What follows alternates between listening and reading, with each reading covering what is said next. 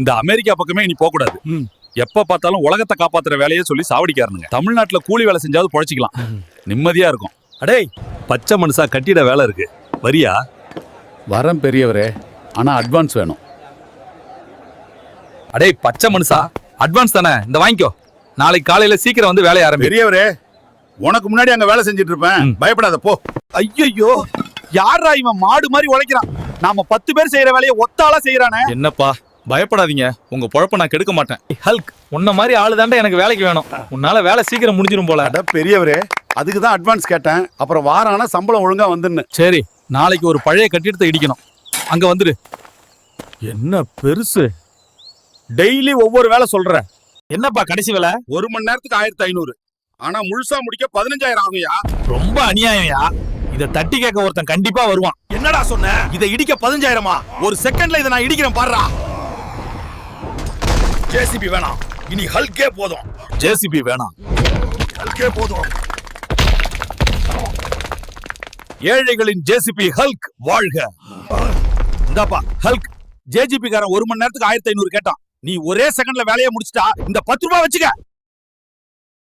கிழவா, நான் சீக்கிரம் வேலையை முடிச்சேன், நீ எனக்கு 10 ரூபாய் மட்டும் தான் கொடுக்குறாயா? ஐயோ, அவன் உஷாராகி விட்டான். நாங்கள் ஜிஆர்டி கன்ஸ்ட்ரக்ஷன்ல இருந்து அழைக்கிறோம்.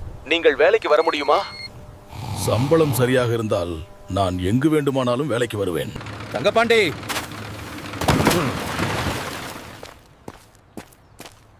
தங்கபாண்டி ஐயா, கூலி கொடுங்கள்.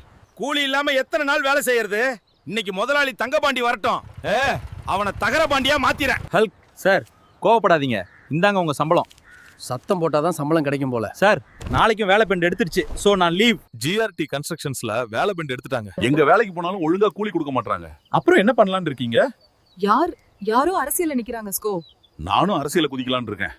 டார்லிங், அரசியல் ஒரு சாக்கடை, நீங்கள் ஏன் அதில் குதிக்கிறீர்கள்? நான் அந்த சாக்கடையை சுத்தம் செய்ய போகிறேன். மக்களே, உங்கள் பொன்னான வாக்குகளை எனக்கே செலுத்துங்கள். மக்களே, உங்கள் ஓட்டு பச்சை தமிழன் ஆகிய எனக்கு போட வேண்டும் என்று பணிவுடன் கேட்டுக்கொள்கிறேன்.